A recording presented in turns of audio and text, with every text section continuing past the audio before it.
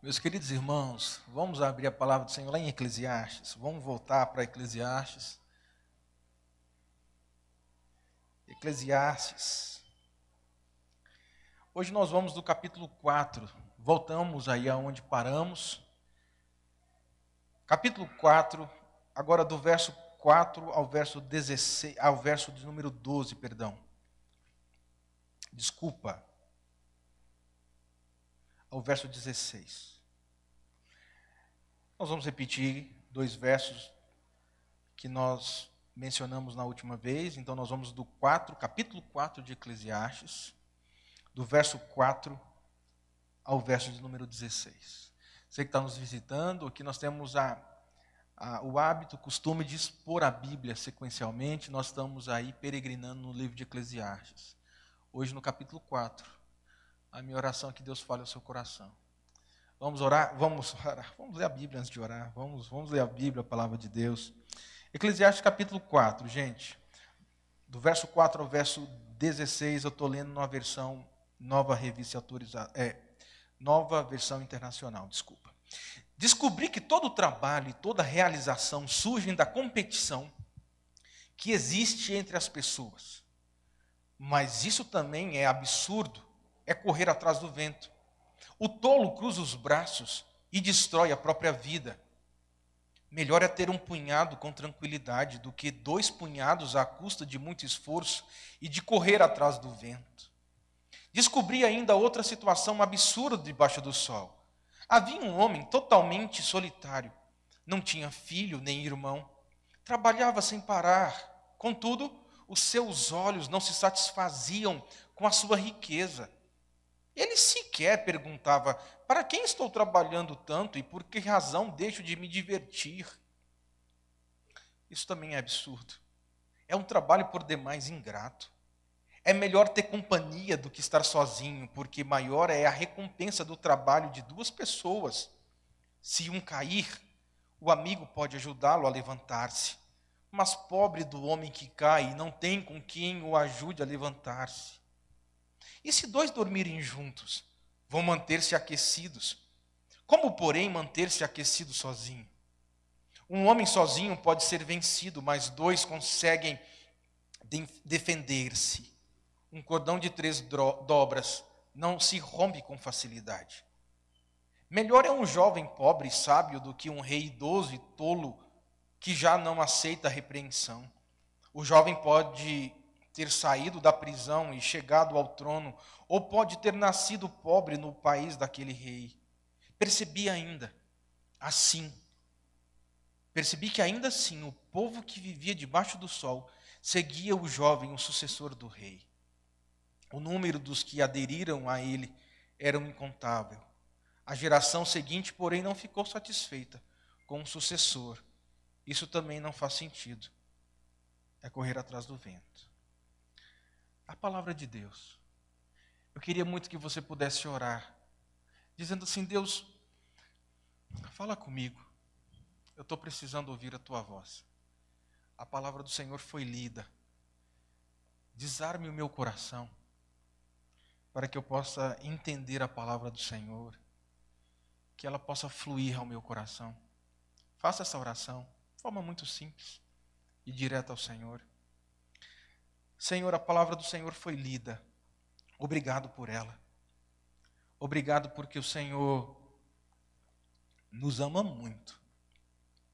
E o Senhor nos dá a tua palavra para ser orientação para a nossa vida. Isso é demonstração do teu amor e da tua graça. Nós queremos nos deleitar nesse alimento nessa noite. Nós queremos nos alimentar, sair com o nosso coração saciado pelo Evangelho, pela percepção da graça. Dá que isso aconteça conosco. Nós oramos no nome de Jesus. Amém, povo de Deus. Amém. Nos últimos dias, as nossas atenções estão sendo voltadas para a grande guerra que está acontecendo lá no Afeganistão. Nós olhamos para os noticiários, olhamos para aquele cenário, para aquelas cenas, e nós ficamos estarrecidos com tudo que está acontecendo debaixo do domínio talibã naquele país. Quando nós olhamos para toda essa realidade e nós começamos a perceber mulheres escravizadas, crianças brutalmente separadas dos seus pais, homens, pais de família tendo que se ausentar do país, cenas de homens caindo de avião, cenas de aeroporto sendo depredado por bombas, nós só olhamos para tudo aquilo e ficamos estarrecidos. Talvez tudo aquilo seria pesado para uma cena de filme, mas não é filme. Aquelas cenas são cenas reais, de situação vivencial daquele povo, de realidade sofrida, vivida por aquele povo. E quando nós olhamos então para cenários como estes, pensamos e percebemos que parece o mundo estar em ebulição, tudo está se decompondo, parece que tudo está virando vapor, não raro. Somos então tomados por aquela vontade de dizer a Deus assim: Pai, já deu. O Senhor podia voltar logo. O mundo está chato. Viver está difícil. Para onde olhamos, vemos tragédia. Para onde olhamos, vemos caos. Está difícil viver. Talvez seria melhor o Senhor voltar logo e botar um ponto final em tudo isso. Por que o Senhor não vem logo? Mas sabe, gente, eu fico pensando que da mesma forma que podemos pensar assim, podemos pensar também que é útil pensar nesse mundo como um local de desastre. Todos esses desarranjos que nós estamos vivendo, sejam desarranjos sociais, políticos, econômicos, morais, nos faz pensar que um dia não era assim. E que todos esses desarranjos foram causados pela queda. Porque um dia o homem caiu em pecado e todas as coisas agora são ou foram e são afetadas por esse pecado, por essa queda. E todo o lugar onde nós colocamos os nossos olhos, nós conseguimos perceber os efeitos dessa queda. Não existe lugar onde você possa colocar a planta do seu pé que não seja influenciado pela queda, pelo pecado do homem. Tudo onde você coloca os seus olhos, tudo onde você coloca os seus pés, é afetado pelo pecado. Essa é a nossa realidade. Mas a questão não é só essa. Há uma outra questão aqui, gente. A questão é, já que nós vivemos num mundo doído, já que nós vivemos num mundo febril, afetado pela queda e pelo pecado, a pergunta é: como podemos viver nesse mundo? O que nós podemos fazer para ter uma vida mais tranquila e leve, mesmo vivendo num mundo contaminado pelo esse vírus chamado pecado? Como nós podemos ter uma vida ainda tranquila vivendo nesse mundo caído? Essa é a pergunta. Como nós podemos viver agora, mesmo cercados pelo sofrimento que esse mundo oferece a nós? É isso que Salomão vai falar agora para a gente. Salomão vai tocar nesse ponto agora. Salomão quer mostrar para você. Salomão quer mostrar originalmente para os seus leitores que existem boas maneiras de levar a vida. Existem boas maneiras de enfrentarmos esse sofrimento que a gente vive, essa ebulição. Existem possibilidades bíblicas para que você viva nesse mundo de caos e consiga viver de forma leve. Existem maneiras para viver nesse mundo, gente, e amenizar a nossa dor. Existem possibilidades de vivermos nesse mundo e termos mais alegria do que nós estamos tendo hoje. Eu queria falar com você. Aliás, Salomão quer falar com você. Salomão quer dar um conselho para você. Aliás, 2 conselhos. A sua vida está chata? A sua vida está cansativa? A sua vida está cheia de neblina?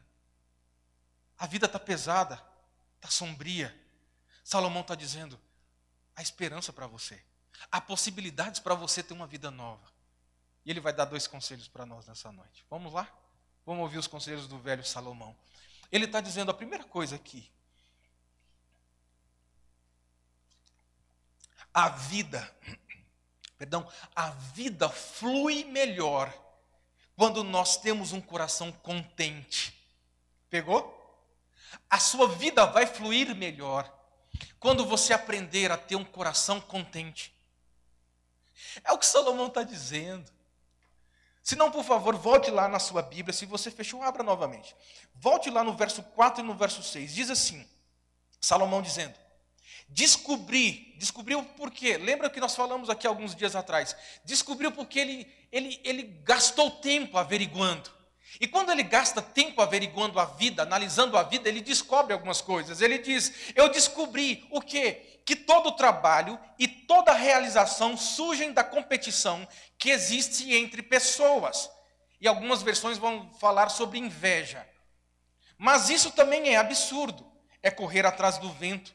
O tolo cruza os braços e destrói a própria vida. Olha o que ele diz agora no verso 6. Melhor é ter um punhado com tranquilidade do que 2 punhados à custa de muito esforço e de correr atrás do vento. Se segure, porque agora Salomão, ele vai tocar numa ferida. Uma ferida que é aberta no coração de muitos de nós. Uma ferida chamada inveja. Salomão vai falar sobre inveja. E sabe de uma coisa? O Salomão vai dizer para nós que a inveja é um dos sentimentos mais letais na vida de qualquer ser humano. O sentimento mais letal que você pode ter, ou um dos mais letais que você pode ter, é o sentimento da inveja. Ela é letal porque ela destrói, ela consome o seu coração. A inveja é letal porque ela consome a sua alma. A inveja é letal porque ela consome o seu psicológico. A inveja é letal porque ela consome a sua alma. E o ciclo da inveja, ela segue como tal. Você acha que vai encontrar a alegria que você sempre desejou, obtendo aquilo que você não tem. Você idealiza algo e você diz assim: se eu obtiver isso, se eu conseguir isso, eu serei feliz. Isso toma o seu coração de uma forma que gasta toda a sua energia e toda a sua motivação em correr e ter aquilo. Então você dedica toda a sua vida a trabalhar, a fazer tudo para conseguir aquilo que deseja, aquilo que preenche o seu coração, aquilo que domina o seu coração. Por fim, você acha que o seu contentamento, a sua felicidade está no fato de você conseguir aquilo que você sempre sonhou. Então perceba um detalhe aqui. Veja o que Salomão está dizendo aqui. Salomão está afirmando que muito da nossa motivação em trabalhar, muito da nossa motivação em obter as coisas, muito da nossa motivação em buscar capacitação para ser bem-sucedido, se dá por conta de uma única motivação, a saber, a inveja. E nós podemos fazer coisas legítimas como buscar qualificação, estudar, nos empenhar no nosso trabalho. Podemos fazer tudo muito legítimo, mas com a motivação errada. Motivados pela inveja. E o Salomão vai dizer exatamente isso. Mas o que eu acho mais interessante no Salomão, sabe o que é? É que ele não levanta apenas o problema. Ele não faz apenas o diagnóstico.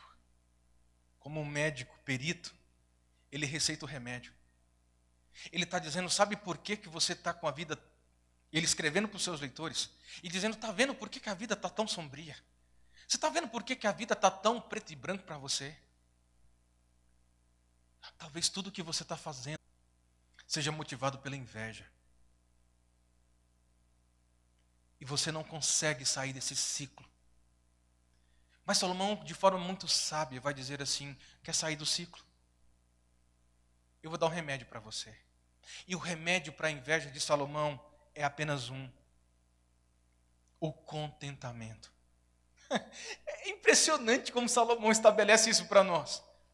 O Salomão responde: contentamento. O verso 6 ele deixa claro para nós, ele diz assim: melhor é ter um punhado com tranquilidade do que 2 punhados à custa de muito esforço e de correr atrás do vento. Por que você está tão inquieto? Por que você trabalha tão frenética? Porque você não está contente com o que Deus te deu. Então o problema seu, sabe qual é? O problema nosso é um problema de coração. É um problema de descontentamento com aquilo que Deus já está dando para você. Você lembra quando você tinha 2, 3 pares de sapato? 2 pares de sapato. Aí você curtia aqueles 2 pares de sapato. Eu lembro uma vez que minha mãe, década de 90, foi em Goiânia, não sei fazer o que naquela época, ela trouxe um tênis para mim da Tryon. Vocês lembram do tênis Tryon? Os mais antigos se lembram do tênis Tryon. A nova turma não lembra do Tryon. Eu ganhei um Tryon. Cara, você ganhou um Tryon naquela época, o que é isso? Você lembra quando você tinha 2 pares de sapato, que você curtia tanto aqueles 2 pares de sapato? Mas agora você tem 12. E você já está pensando em conquistar o 13º. Você lembra daquela primeira viagem à praia? Que você dividiu lá pela CVC em 12 vezes? Como eu fiz e faço. Você dividiu em 12 vezes pela CVC e a primeira vez foi tudo muito bom. Você juntou dinheiro. Você falou: vou para a praia. E você foi animado a pregar um voo, primeira vez de voo, primeira vez que você voou. Tudo era muito bonito. Tudo era muito chique. Aquela fila do aeroporto, você ficava encantado com tanta gente na fila. Aquela mulher te atendendo, fazendo um check-in. Check-in era a primeira vez que eu faço um check-in na vida. Que coisa chique, um check-in.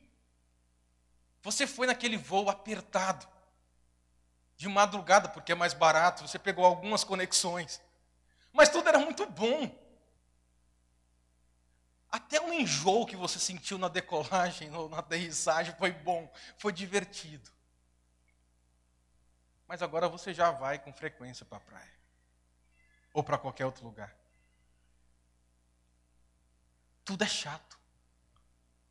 A fila é quilométrica, eu não aguento mais isso aqui. Eu não sei por que eu tenho que ficar na fila para fazer check-in, eu posso fazer isso pela internet. Nossa, que avião apertado. Podia ter uma melhor ventilação aqui dentro. Essa praia está lotada. As coisas caras nesse lugar. O que eu vim fazer aqui? Agora eu vou ter que trabalhar igual um louco para pagar todo o meu cartão. Tudo perdeu o gosto. Tudo perdeu o sentido. Tudo perdeu a clareza. Será que são o problema estão nas coisas? Está nas coisas. Não. A fila está do mesmo jeito, sempre teve daquele jeito. A mulher do check-in sempre estava daquele jeito agradável. O avião sempre foi do mesmo jeito, não mudou nada. É o mesmo avião. A praia está lotada do mesmo jeito. O preço da água de coco continua R$10, quando está barato. O problema é que você deixou de ser feliz e contente e ter contentamento no seu coração. O problema não são as coisas. O problema é você. O problema é o seu coração. Você se tornou um cara descontente. Você se tornou um cara murmurão. Você só consegue ver os problemas. Você só consegue ver os defeitos. Seja na sua casa, seja no seu serviço, seja na igreja. Você não serve mais a Deus com alegria, você murmura de tudo.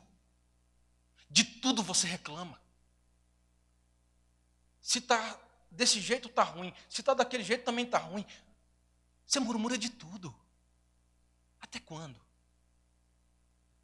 Será que você não está percebendo que o seu problema é um problema de coração? Não é o pastor, não é a sua igreja, não é sua esposa, não é seu esposo, não é seu trabalho, é você. É você.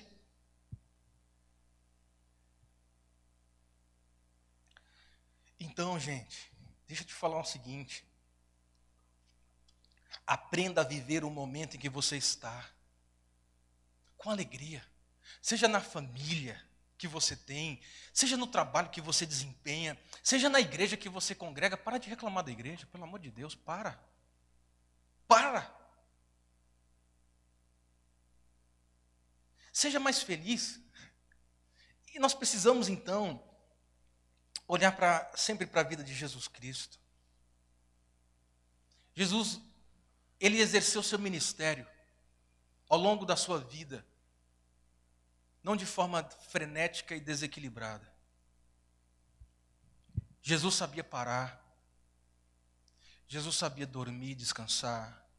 Jesus sabia andar de barco. Jesus sabia ir ao enterro e chorar com os que choram. Jesus sabia ir para o casamento e se alegrar com aqueles que estavam casando.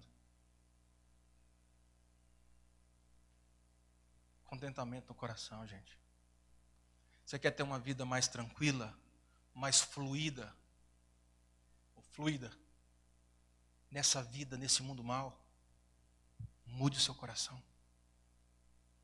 Seja mais contente. Você está muito amargo.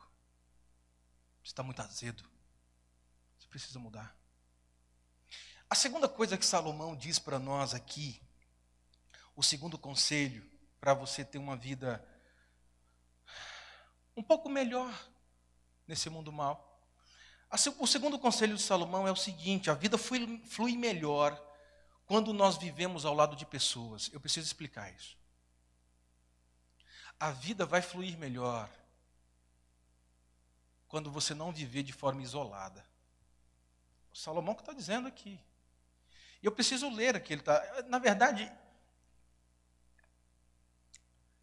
eu cresci, eu acho que você também, antes de ler o texto de Salomão, eu cresci ouvindo um ditado da minha mãe. Ela dizia assim: Juliano, quando eu estava custoso lá na adolescência, ela dizia assim: Juliano, é melhor andar sozinho do que mal acompanhado. Você já viu esse ditado? Sua mãe já falou para você? Seu pai? Melhor sozinho do que mal acompanhado. Eu sei que minha mãe tinha toda a boa vontade de me ensinar, mas hoje eu fico vendo que esse ditado ele tem um equívoco. Aliás, não é bom viver mal acompanhado. E se você tem companhias más, saia delas. Mas também não é bom viver sozinho. Não é um em detrimento do outro. Não é bom viver mal acompanhado. Mas também não é bom viver só. É isso que Salomão está tentando explicar e nos ensinar aqui. Salomão traz a ideia aqui de forma muito simples. Ele está dizendo: sabe qual é a verdade? A verdade é que você não foi criado para viver sozinho. Você não foi criado para o isolamento. Por isso que muita gente pifou agora na pandemia. Nós não fomos criados para o isolamento. Se não, perceba o que Salomão está dizendo. Verso de número 7 até o 12, eu vou precisar ler. Diz assim: descobri ainda, novamente, ele se põe a investigar o mundo, ele se põe a investigar o mundo que ele está vivendo e ele descobre algumas coisas. A segunda coisa que ele descobri ainda, outra situação absurda debaixo do sol, diz ele. Aí ele vai contar aqui uma história, uma ilustração. Ele é bem didático. Havia um homem totalmente solitário, não tinha filho nem irmão, trabalhava sem parar. Contudo, seus olhos não se satisfaziam com a sua riqueza. Ele sequer perguntava: para quem estou trabalhando tanto? E por que razão deixo de me divertir? Isso é um absurdo. É um trabalho por demais ingrato. É melhor ter companhia do que estar sozinho, porque maior é a recompensa do trabalho de duas pessoas. Se um cair, o amigo pode ajudá-lo a levantar-se, mas o pobre do homem que cai não tem com quem o ajude a se levantar. E se os dois dormirem juntos, vão manter-se aquecidos. Como, porém, manter-se aquecido sozinho? Um homem sozinho pode ser vencido, mas dois conseguem defender-se. Um cordão de 3 dobras não se rompe com facilidade. Um dos terríveis problemas e danos da queda em Adão lá no Éden foi a separação interpessoal, sim, com Deus e com o próximo. Naquele momento em que Adão e Eva eles pecam no paraíso, todos os demais relacionamentos debaixo dessa escala deles, debaixo desse guarda-chuva deles, todos os relacionamentos interpessoais no mundo foram afetados. Todo. Você tem problema no seu casamento porque um dia Adão e Eva tiveram lá. Você tem problema de relacionamento no seu trabalho, na igreja, em qualquer ambiente, porque um dia os seus representantes, eles tiveram esse problema. E como representantes, eles te representam nesse pecado também.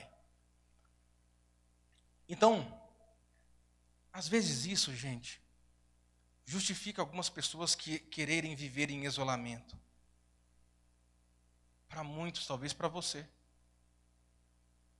Os conflitos existentes nos relacionamentos não vale a pena para você. Então você chegou num estado de pensar que é melhor eu viver na minha do que me relacionando com pessoas. É melhor viver na minha do que relacionando com esse povo chato da igreja. É melhor viver na minha do que me relacionando com esse povo chato do meu trabalho. É melhor viver sozinho do que me casar e ter problemas de casamento. É bom não ser pai, porque ter problema com filho, criar filho, você resolve viver isolado. Mas há um grande problema nisso. O pressuposto de que o homem pode ser feliz vivendo isolado é uma falácia. O pressuposto de que você pode viver feliz sozinho é mentira. Você não pode ter uma vida feliz isolado. Porque naturalmente você não foi criado para viver isolado. Naturalmente, em essência, você foi criado para se relacionar. Adão não foi criado para viver só, Eva não foi criada para viver só. Eles precisavam se relacionar com Deus e um com o outro. E você acha que é diferente com você? Você acha que pode viver de forma autônoma de Deus e do outro? Não pode. Da mesma forma que o princípio, o resumo do mandamento é amar a Deus acima de todas as coisas e ao teu próximo, o seu relacionamento também é baseado nisso. Relacione-se com Deus e com o próximo. O seu relacionamento muitas vezes é quebrado aqui, porque ele está quebrado aqui.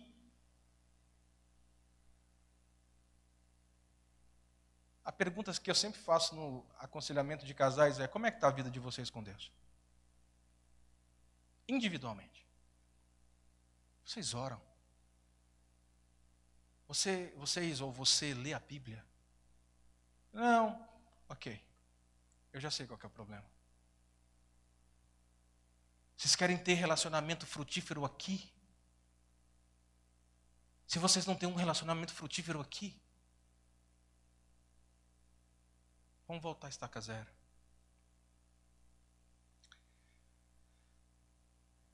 O ensino de Salomão, gente, é esse ensino. Você foi criado para se relacionar. E você não pode ter uma vida tranquila se você não tem bons relacionamentos. O Salomão está terminando e eu estou com ele. O Salomão, ele vai terminar dizendo assim: olha, é muito melhor serem dois do que ser um. Ele vai dizer isso.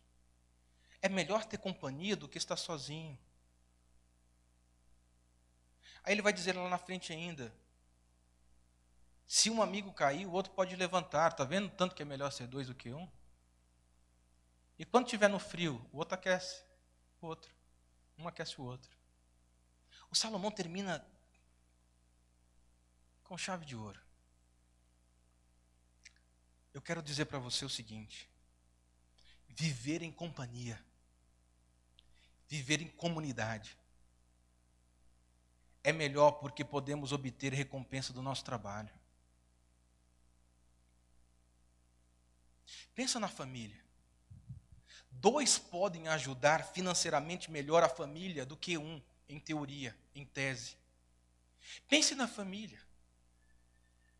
dois podem ajudar muito melhor a cuidar dos filhos do que um. Eu fico imaginando a minha vida, com a minha agenda, com aquilo que faço, com o meu trabalho, se eu não tivesse a minha esposa e eu tivesse que criar minha filha sozinho. Você já se fez essa pergunta? Você que é marido. O que seria de você na criação dos seus filhos se não tivesse sua esposa? O que seria de você, esposa, se na criação dos seus filhos não tivesse um esposo para te ajudar? Por mais que ele seja preguiçoso. Pense como isso se aplica no trabalho na igreja. O trabalho de colegiado, ele é muito melhor do que um trabalho feito sozinho. Eu louvo a Deus pelo conselho que eu tenho. Eu não preciso puxar saco deles. E não faz parte da minha personalidade. Mas eu louvo a Deus por esses homens. Porque eles fazem coisa que eu jamais daria conta sozinho. Jamais. Esses caras matam no peito coisas que vocês não sabem.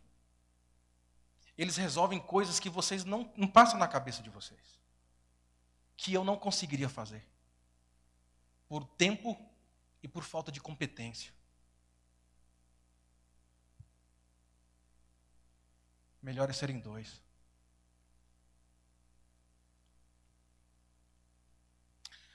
Salomão está dizendo ainda que viver em companhia é melhor porque nós podemos nos esquentar melhor, aí fica bom.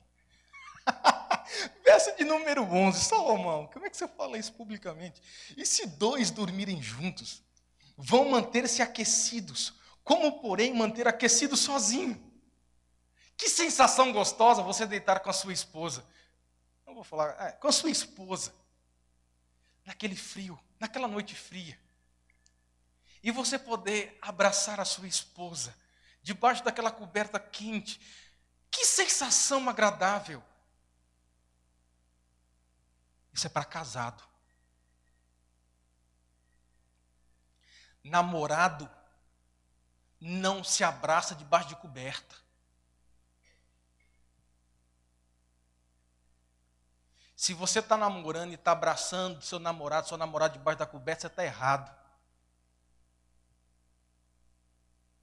Porque vocês vão levantar desejo um no outro que vocês não vão poder suprir.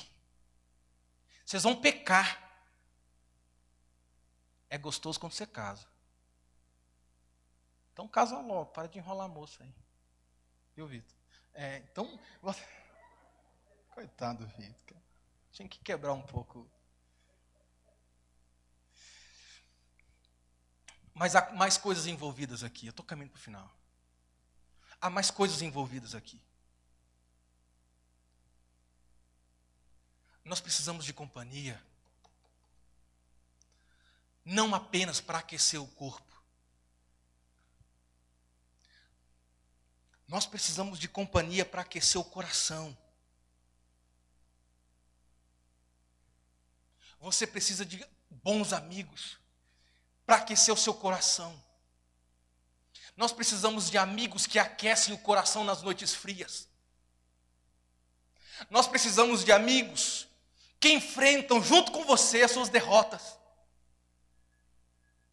Você precisa de amigos que ajudem você a vencer as maledicências contra você, as perseguições contra você. Você precisa de amigos que você pode chegar e dizer para ele assim: eu estou numa crise no meu casamento, ore comigo, chore comigo.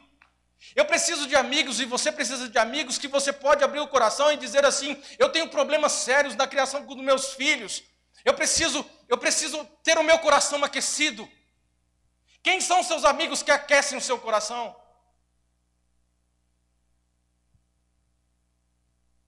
Você precisa de amigos, você precisa de companhia. Você não nasceu para viver isolado. Talvez você está dessa forma, frio, deteriorando, porque você sempre quis e você acha que você pode viver isolado.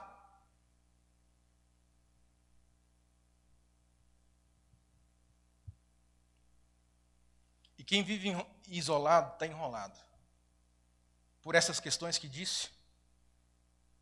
E porque ele se acha indigno de ser repreendido. Via de regra, o isolado, ele não quer ser repreendido. Ele quer amizade que afaga o ego dele. E quando você fala umas boas verdades, eles se viram contra você. Sai desse gente. Sai desse tipo de relacionamento. Procure pessoas que vão aquecer seu coração. Nós precisamos de amigos desse jeito. Algum tempo atrás eu orava por isso. Eu oro por isso. Senhor, me dê amigos no meu ministério. Me dê amigos em que eu possa ligar para eles e dizer assim: eu, Juliano, pastor, esse que você vê pregando, ensinando, eu quero dizer o meu pecado para você. Você sabia que eu luto com esses pecados? Você pode orar por mim? Você pode me ouvir? Você sabia que muitas vezes eu venho quebrado para cá? Você sabe aquilo que me quebra? Você sabe como está o meu coração? Quando eu subo muitas vezes ao púlpito, eu tenho orado a Deus pedindo: Senhor, levante amigos. Deus tem respondido as minhas orações. Eu tenho bons amigos nessa igreja. Salomão termina aqui no verso de número 12. O homem sozinho pode ser vencido, mas dois conseguem defender-se. Um cordão de 3 dobras não se rompe com facilidade. Muitas vezes isso aqui é usado na cerimônia de casamento, não é? Salomão não está falando exatamente sobre casamento aqui. Ele está falando a respeito de uma única verdade. É melhor viver em companhia do que isolado. Eu quero aplicar isso para o seu coração. Você precisa de uma igreja. Você precisa de uma igreja. A sua família precisa de uma igreja. Uma igreja séria. Uma igreja que ensina a Bíblia para vocês. Uma igreja que ora por você. Você não foi criado para viver isolado. Isso se aplica à vida da igreja. Vai para a igreja. Encontre uma igreja séria. Se você quiser fazer parte dessa igreja, seja bem-vindo. Se não for aqui, vá para outra igreja séria. Tem muitas igrejas sérias em Rio Verde. Você não foi criado para viver só. Leve a sua família para a igreja. Faça boas amizades. Algumas amizades são célebres. E eu termino dizendo aqui, fazendo menção da amizade entre Tolkien, aquele que escreveu O Senhor dos Anéis, e o C.S. Lewis, aquele que escreveu As Crônicas de Nárnia. 2 gigantes do pensamento, 2 homens da pena. Mas esses homens não eram apenas amigos de pena, eles eram amigos de corpo. Eles eram amigos de broncas e incentivos.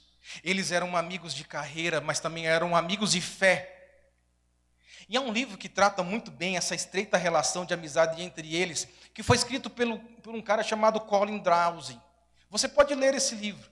Lá nesse livro, ele cita alguns trechos que falava da amizade entre Tolkien e C.S. Lewis. E no trecho desse livro ele diz assim, descrevendo a amizade desses dois. Eles escrevendo para eles mesmos, eles relatando os encontros deles. Olha que legal. Nós estamos falando de homens que se encontravam em pubs lá em Oxford, na Inglaterra. Mas eles escrevem assim: essas são as nossas melhores reuniões. Quando nós colocamos os nossos chinelos, nós esticamos os nossos pés em direção à lareira, e os nossos drinks ficam ao alcance de nossas mãos. Os nossos melhores encontros é quando o mundo todo se abre para as nossas mentes à medida que nós falamos. Falamos da vida. Falamos da vida natural. Não possui nada melhor do que compartilhar a vida natural. você precisa de amizades desse tipo.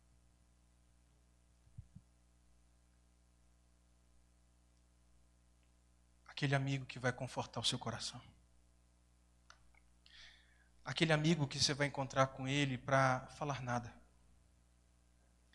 Para você simplesmente colocar uma bermuda. Descalçar os sapatos. Não na frente de uma lareira, porque não tem nada a ver com a gente. Mas talvez ao redor de uma churrasqueira. Se encontrar para falar nada. Se encontrar para não falar de problema de igreja. Para ficar de bermuda e descalço e falar da vida. Fiz isso essa semana. Eu fui lá na casa da Dona Maria Helena. Eu encontrei meu amigo José e a Keila. Nós ficamos, sabe, fazendo o quê? Falando de nada. Foi bom. E no final das contas, sabe, o que eu estava falando com o Zé? Olha a conversa minha e do Zé. Lipoaspiração.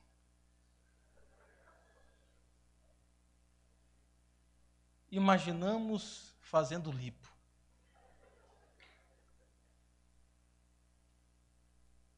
Foi um bálsamo para minha alma. Estava cansado. Não queria falar dos problemas de igreja. Falamos de lipo. E foi bom. Você quer ter uma vida mais tranquila? Seja mais contente com as coisas que Deus está te dando. Invista em boas amizades. Que Deus nos abençoe. Vamos ficar em pé para a gente terminar?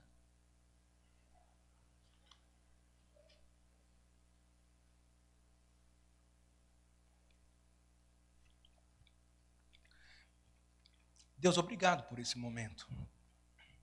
O Senhor sabe o tanto que o meu coração se alegra em pregar para a minha igreja. O Senhor sabe o tanto que eu fico feliz e satisfeito e motivado em poder abrir as Escrituras e ter condições de explicar a Bíblia para os meus irmãos. Obrigado pela minha vocação. Obrigado pelo meu chamado. Ó Deus, obrigado por essa igreja querida.